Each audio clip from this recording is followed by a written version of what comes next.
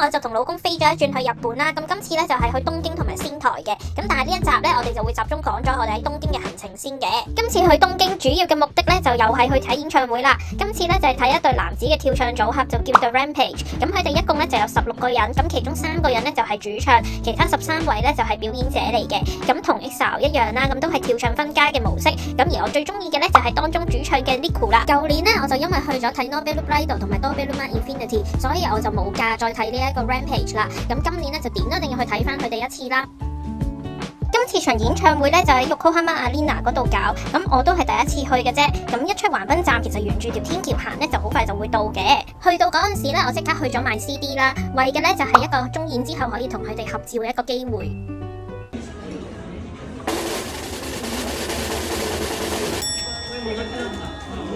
結果全部落選啦，真係爭靚啊！所以咧都係食飯先，咁食完飯咧就翻去會場入邊度等。咁其實場內咧都有唔少地方咧都掛晒呢個 poster 啊，同埋一啲旗幟嘅。咁好多 fans 咧都會喺呢一度打卡。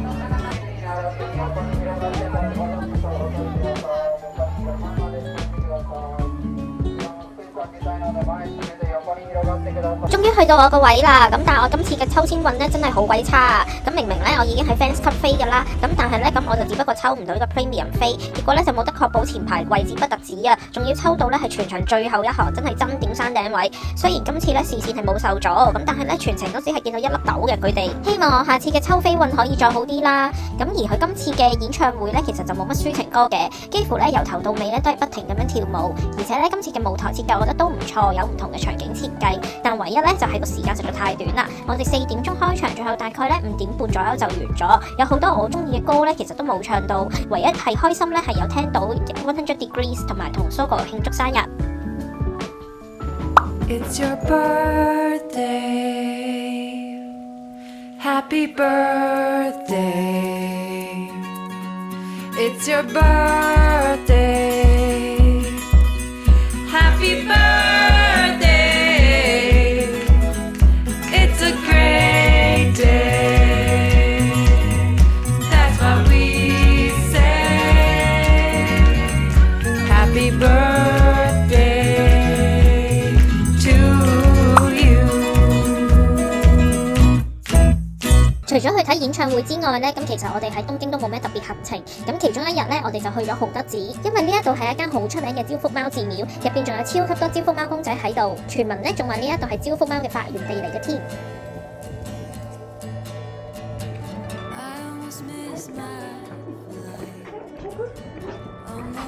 嗰日都係朝頭早去到，估唔到咧都已經有唔少遊客已經嚟咗。咁但係咧，大家都唔會好大聲咁樣講嘅，保持翻呢一度應有嘅寧靜嘅。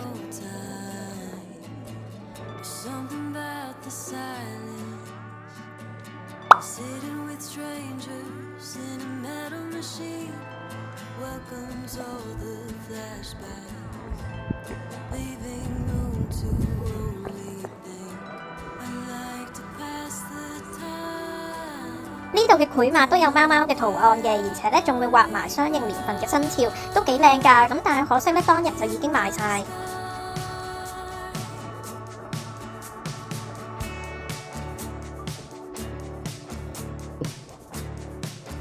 寺廟呢一邊咧就放咗好多招福貓，咁其實咧點解佢會叫做招福貓嘅咧？咁因為招福貓咧就係舉右手嘅，而招財貓咧就係舉左手。咁大家可以見到咧呢一度所有嘅貓咧全部都係舉緊右手，所以佢就係招福貓啦。貓貓本身真係好可愛，咁但係我覺得咧呢啲大隻版嘅公仔咧，佢哋咁樣放埋一齊咧，就顯得啲貓嘅眼神咧有啲恐怖，隻個眼神咧就好似死魚眼咁，而且咧啲眼白部分咧仲好似要識得發出青光咁樣，佢哋聚埋一齊之後咧個恐怖度咧仲要上升添。反而我覺得咧啲細細粒啲豆豉眼嘅貓貓咧仲可愛啲添。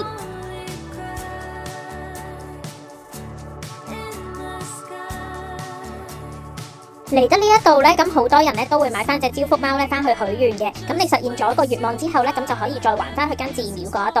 咁但係我發現咧，每一隻招福貓咧，其實個價錢都唔平嘅，最細隻咧都要講緊500 yen。不過我覺得作為紀念咧都 OK 嘅。不過呢一度咧，每人只可以限購一隻招福貓翻去嘅啫。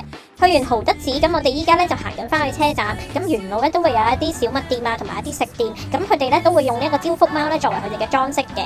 咁最特別咧就係呢一間地產鋪，咁佢店面嘅一部分咧直頭用咗嚟賣一啲咧招福貓嘅紀念品。咁唔知係咪佢哋生意唔好，咁要靠呢個副業去幫補呢？之後咧，我哋就去咗 Amazing Coffee，咁就係由 LDH Group 呢間公司開嘅。咁豪德寺呢一度咧就係佢哋嘅新分店。咁啱我哋去嗰一期咧，咁就有佢哋旗下男團 Wolf Wild Harmony 嘅宣傳啦。咁所以咧就有呢一個打卡 corner 啦。另外咧，呢一度嘅 Amazing Coffee 咧係用火車作為主題裝飾嘅，咁所有台凳凳咧都設計到好似一架火車咁樣。而我哋呢一啲咧喺網上一早 book 咗位嘅人咧，就會坐喺指定席，咁就喺入邊咧另一間房嚟嘅。咁而呢一度嘅裝修咧，亦都會比起出邊咧係特別唔同嘅，而且仲會有個大銀幕播住呢個 MV 或者宣傳片。咁作為 fans 咧，咁就係可以完全沉浸喺你嘅推活之中，而完全唔需要擔心咧出邊其他人嘅眼光。嚟呢一度食嘢仲會俾一張到訪卡片俾你添。我哋分別點咗紅豆牛油多士配雲呢拿雪糕、芝士火腿多士，同埋嘢飲咧，我哋就點咗豪德寺限定嘅招福貓 latte， 咁連支攪攪棒咧都係貓嘅手掌嚟㗎，真係非常之得意啊！食完嘢咧，我哋就去咗新宿御苑。雖然當時咧只係3月中左右，日本比較常見嘅吉野櫻咧，其實就仲未開嘅。咁但係咧，日本有部分嘅櫻花品種咧，其實係會早開啲㗎。咁所以咧，我哋出發之前幾日咧，就已經見到有人喺網上面報料，就話新宿御苑呢一度咧有部分嘅櫻花樹咧已經開咗。咁所以咧，今日咧就專程嚟呢度睇睇。嚟到新宿御苑嘅門口都幾多人排隊買緊飛。咁入場費咧就成為每人500 yen。咁但係實際上，如果你有 IC 卡嘅話咧，咁其實係可以直接去到閘口先至俾錢嘅。咁嗰日咧去到其實見到都唔使排隊添啊！我嗰陣時仲傻仔咗，走咗去排隊買飛添。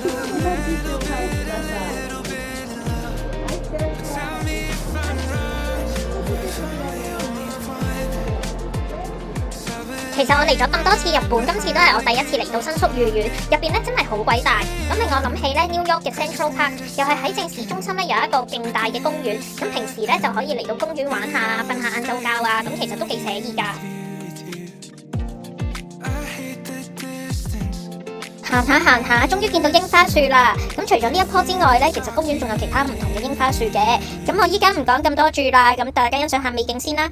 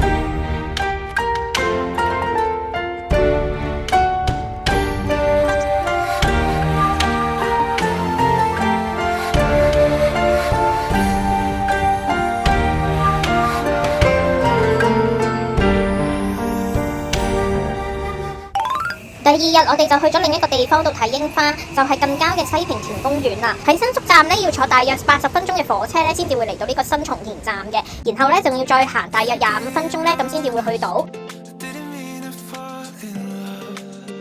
咁而喺行緊嘅途中咧，其實都已經見到咧山上面有一大片嘅粉紅色櫻花園，嗰度就係我哋嘅目的地西平田公園啦。去呢一個公園咧係要俾入場費500 yen 嘅，而且仲要行樓梯上山，咁所以真係要着翻輕便少少嘅鞋啊同埋衫，如果唔係嘅話咧就會好辛苦噶啦。行得咁辛苦都要上嚟，為嘅咧就係呢一個櫻花隧道。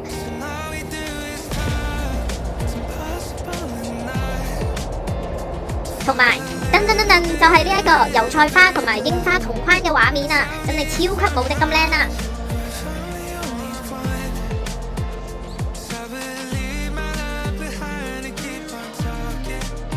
望到呢一個情景，令我諗起以前中學會考嗰陣時嘅一篇範文《花潮》，幸雲吹霧花無數，一條錦繡遊人路。仲有上天下地都是花，可謂花天花地。行到上嚟山咧，就會見到有個觀景台，咁喺個觀景台就可以影到櫻花同埋下面松田市嘅景色。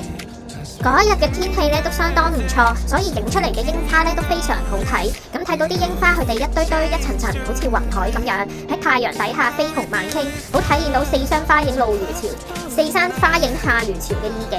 當日嚟到咧，其實都仲有櫻花季，咁所以咧周圍咧都有好多唔同嘅小食檔。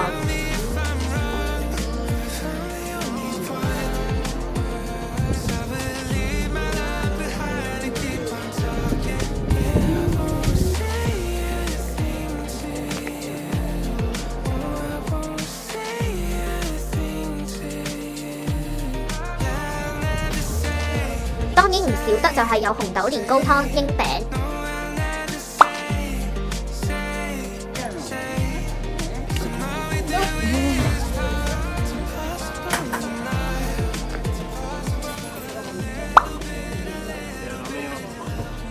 因為已經係中午啦，咁所以我哋就去咗附近一間餐廳食飯。咁佢就喺一個觀景台入邊嘅，咁所以咧就可以坐喺入邊，咁居高臨下望翻頭先嗰個櫻花園同埋松田市景。我當日咧就點咗呢一個 shabu shabu set， 咁就有牛肉同埋豬肉嘅，咁仲有一堆菜啦，咁非常之健康。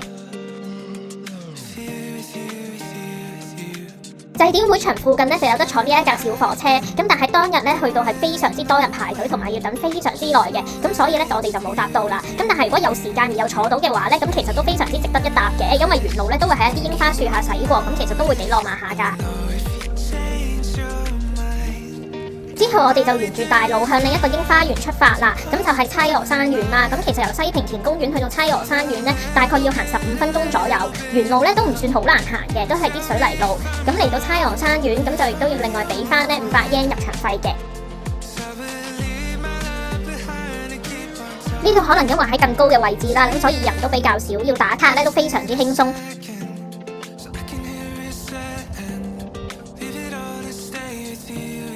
咁呢一度嘅櫻花園咧都好大嘅，咁如果要行晒加埋影相嘅話咧，相信都應該要1粒鐘。咁所以我哋當日咧都冇行晒啦，淨係行咗一部分。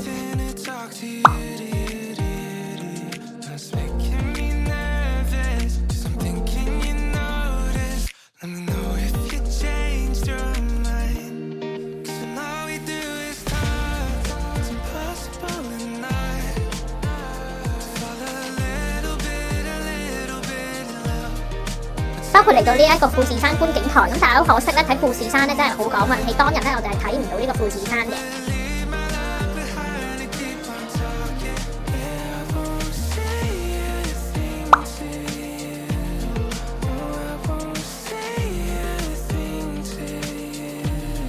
之後咧我哋就落翻山啦。咁其實因為有櫻花季嘅關係啦，咁所以大會咧有安排到 shuttle bus 咧去往返松田站嘅。咁但係新松田站咧去翻東京咧係會快啲嘅，所以一開始咧我哋就冇坐 shuttle bus 啦。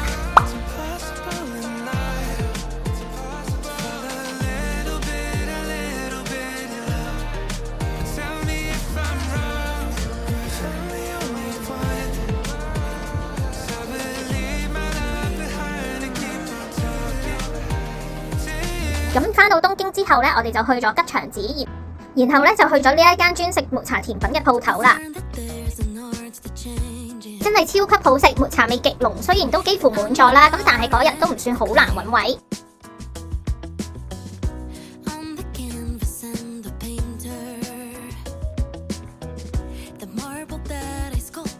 晚餐時間咧，我哋就去咗 Pokemon Cafe 啦。咁話說我非常之白痴咁，因為咧佢要大約1個月之前咧要上網預約嘅。咁但係我唔記得咗，到我記得嗰陣時咧已經 full booking 啦。咁所以當日咧我哋就要碰下運氣啦，睇下可唔可以 walk in。結果咧就等咗差唔多45分鐘左右咧，我哋終於可以入到去食啦。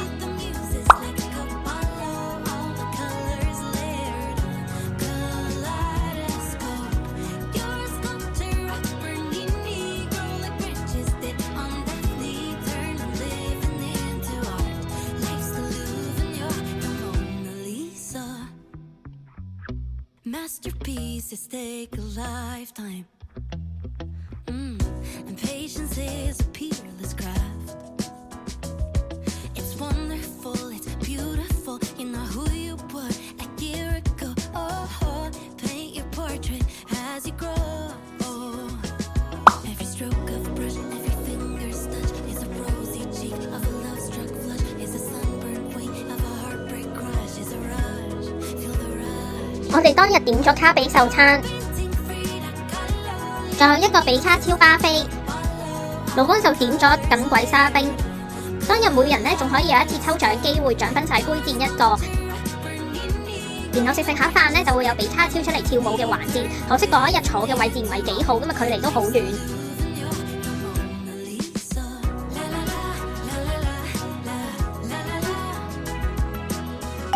另外一日嘅午餐呢，我哋就喺東京食咗呢一間米芝蓮鰻魚店銀座4代目高橋屋。喺呢一度咧，真係要多謝我老公啊，多得佢咧11點幾咧就嚟到呢度拎位，咁我哋啱啱好咧成為最後一台咧可以喺度食到 lunch 嘅客人。咁我哋當日咧就坐喺吧台嘅位置，可以睇到廚師咧咁就不停咁樣劏緊一啲好新鮮嘅鰻魚啊，然後起肉之後再串起嚟燒咁樣。我哋當日就點咗特上鰻魚松御膳，咁前菜咧就有海藻醋，可惜我對一切醋漬類嘅食品無感啦，所以唔覺得有啲咩特別。而我哋重點嘅鰻魚飯嚟啦，咁就係關東風格嘅，咁而佢呢一度嘅醬汁就比較清淡，咁就要自己加入醬油。咁另外咧仲可以配呢個竹鹽啊、山葵等等唔同嘅調味品，咁而且個山葵咧係自己磨嘅，咁味道我就覺得比較辣啦。咁亦都可以咧加入蛋黃。呢度嘅鰻魚飯真係好出色，一送到過嚟咧係充滿住炭火香味啦，而且咧因為佢係先蒸後燒，所以咧仲保持到一份油潤感。至於湯咧係一碗含有鰻魚肝臟嘅紅湯嚟嘅，湯本身咧就非常之清淡，冇乜特別味道啦。咁而且咧我本身唔食內臟，咁所以咧我就感受唔到咧呢一碗湯到底有幾好味啊！其中一日嘅下午茶咧，我哋就去咗上野站嘅 Panston Cafe， 咁佢係一間以東日本 JR 吉祥物西瓜企鵝作為主題嘅 cafe 嚟嘅。咁喺呢度嘅 pancake 啊同埋咖啡上面咧都有呢一個西瓜企鵝嘅圖案，真係打卡一流啊！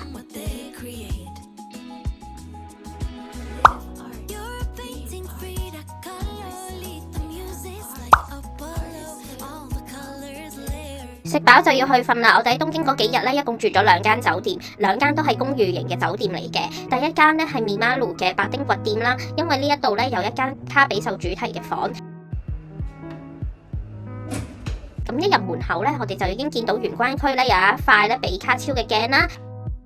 隔離咧就有一個衣架位，咁就比一般嘅酒店咧都大好多，仲可以放行李添。咁地下地氈咧就印咗卡比獸嘅腳印啦。咁我哋沿住腳印咧就會嚟到呢個廚房啦。咁廚房咧咁就所有嘢咧其實都要有嘅都一應俱全嘅啦。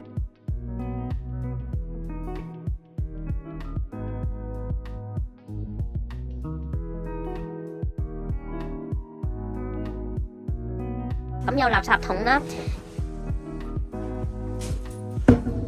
有餐具啦，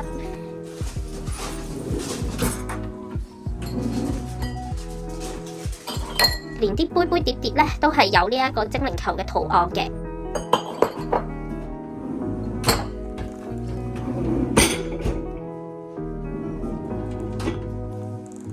隔離就有一個大雪櫃，上面仲有微波爐添。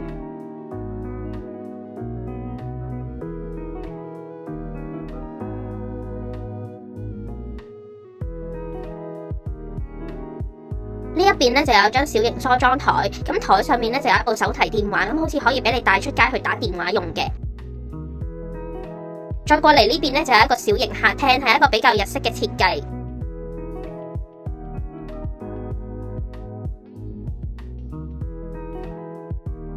而且牆上面咧仲有好多 Pokemon 嘅圖案。咁再望過嚟呢一邊咧就係睡床位置啦。咁見到咧咁就有一隻勁大隻嘅卡比獸喺床上面等緊我哋。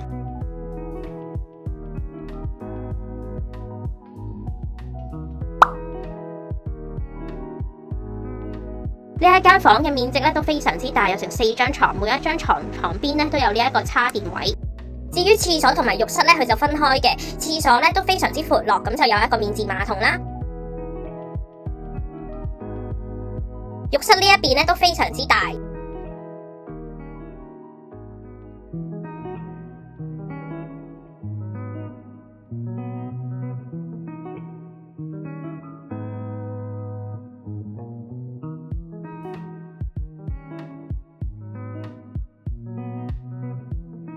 至於日用品咧，就會喺 check in 嗰陣時咧，職員咧就會俾你嘅。另外茶包等等咧就可以喺大堂嗰度拎啦。另外咧入住嘅時候咧，佢仲會有紀念品俾你。咁入邊咧就有旅行袋啊、小布袋啊，同埋啲貼紙咁樣。酒店入邊咧都有洗衣機啊，同埋自動販賣機咁樣，設施咧都一應俱全啦。咁作為卡比獸粉絲嘅我哋咧，都非常之滿意，瞓覺都瞓得零舍好啊！呢一間酒店咧，我哋就住咗喺 Section L， 亦都係呢間公寓型嘅酒店嚟嘅，而且佢比起米馬盧咧離呢個白丁掘地鐵站咧更加之近，只需要步行6分鐘。咁呢一度嘅酒店職員咧，亦都係多國籍啦，咁大部分時間 counter 都會有人嘅。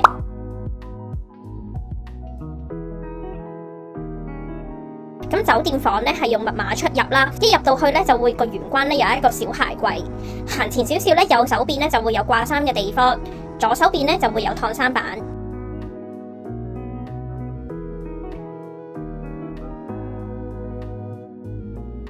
然後再行前少少咧，就會見到有2張床，床側跟咧就有燈掣控制晒所有嘅電燈啦。另一邊咧就有梳化，呢一邊咧就有一個廚房，廚房入邊咧所有嘅必需品咧佢都全部有齊嘅，我覺得仲好似齊過米馬盧。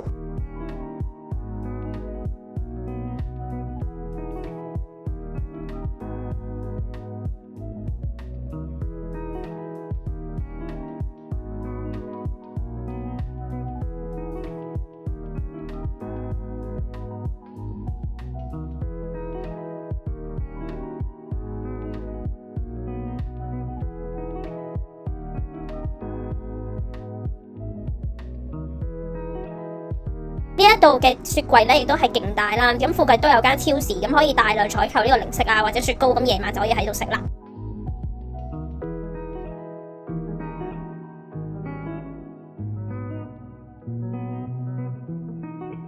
呢一邊咧就有教飯台，咁夜晚咧喺呢度食宵夜咧，完全唔係一個問題。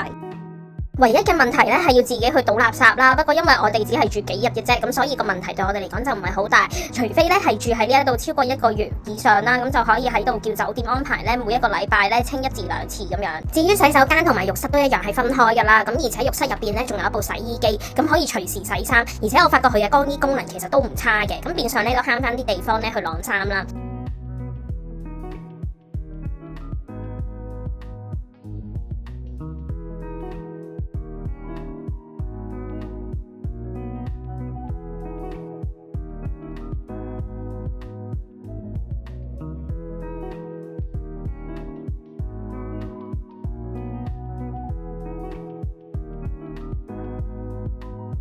咁呢一度嘅房咧個面積都相當之大啦，咁佢唯一嘅缺點咧就係冷氣就完全唔夠勁，佢唔可以有均勻咁樣咧吹到成個房間。咁平時冬天我哋去酒店咧，其實我哋都唔會去較暖氣嘅，因為會搞到好鬼焗。咁我通常都會開呢個冷房模嘅，咁但係呢一度反而咧我就一定要開翻呢個暖房模啦，而且仲要咧 stay 喺冷氣下面咧，我先至感受到佢係有暖氣嘅。不過我哋去嗰時咧東京都唔算太凍，咁所以夜晚冚被瞓覺嘅時候咧都唔會覺得非常之凍。整體嚟講咧，我哋都好滿意今次嘅住宿。對於有好多行李嘅人咧，或者一家大細咧都非常之適合，咁下次嚟日本咧都可以再發掘下呢一類型嘅住宿。